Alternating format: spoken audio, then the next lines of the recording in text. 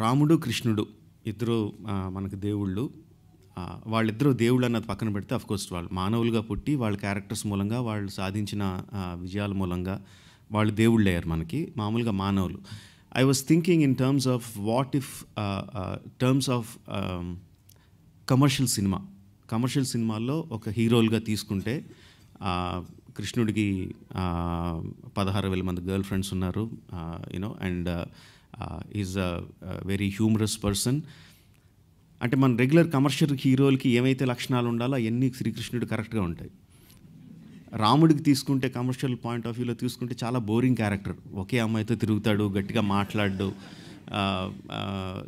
Is very soft spoken, పెద్దోళ్ళు ఏం చెప్తే చెప్పుకుంటూ వెళ్ళిపోతాడు. Is not a regular commercial hero. But భారతదేశంలో తీసుకుంటే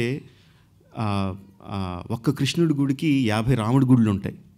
భారతీయులందరికీ కొన్ని వేల సంవత్సరాలుగా కృష్ణుడు ఏమన్నా అంటే తట్టుకుంటారేమో కానీ రాముడిని ఏమన్నా అంటే మాత్రం తట్టుకోలేరు. ఆవేశం పొంగుకొచ్చేస్తుంది, అంత వీరారాధన రాముడు అంటే. So I was thinking why is that? మన కమర్షియల్ స్పేస్లో ఎందుకు అలా అవుతుందని ఆలోచిస్తే దెన్ ఐ థాట్, అంటే అది అవునో కాదు నాకు తెలియదు, కానీ నేను అనుకున్నది ఏంటంటే వాల్మీకి ఆ క్యారెక్టర్స్ రాసినప్పుడు ఒక వేరే మాస్ క్యారెక్టర్ లైక్ హనుమంతుడు, ఇంకో మాస్ క్యారెక్టర్ లైక్ లక్ష్మణుడు, అలాంటి క్యారెక్టర్స్ క్రియేట్ చేసి వాళ్ళు ఈ రాముడి కోసం ప్రాణాలు ఇచ్చేస్తారు. రాముడు అంటే చచ్చిపోతారు, రాముడిని ఏమన్నంటే తట్టుకోలేరు. సో డైరెక్ట్ హీరోయిజం కాకుండా అప్లైడ్ హీరోయిజం, చాలా సింపుల్ క్యారెక్టర్, అంటే సింపుల్ కాదు, it's very very difficult character, but soft క్యారెక్టర్ని క్రియేట్ చేసి వాళ్ళ కింద ఒక మాస్ క్యారెక్టర్ని వాళ్ళ దేవుడు అంట మూలంగా మనకి అంత ఆవేశం వచ్చిందని చెప్పి నేను ఒక థీరీ ఫార్ములేట్ చేసుకున్నాను. So I thought then that Amarendra Baahubali is going to be lord Rama.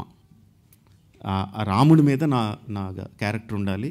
Kattappa, Devasena, Sivagami లాంటి హార్డ్ కోర్ మాస్ క్యారెక్టర్స్ ఈ సాఫ్ట్ క్యారెక్టర్ అమరేంద్ర బాహుబలిని దేవుడు అంటాయి, అతని కోసం ప్రాణాలు ఇచ్చేయడానికి సిద్ధంగా ఉంటాయి. సో ఆ అప్లైడ్ హీరోయిజం క్రియేట్ చేయాలనుకున్నాను. I think that worked in favour. మీరు అమరేంద్ర బాహుబలి చూస్తే చాలా సాఫ్ట్గా ఉంటాడు, ఎప్పుడో ఒకసారిగా ఆవేశంగా మాట్లాడు.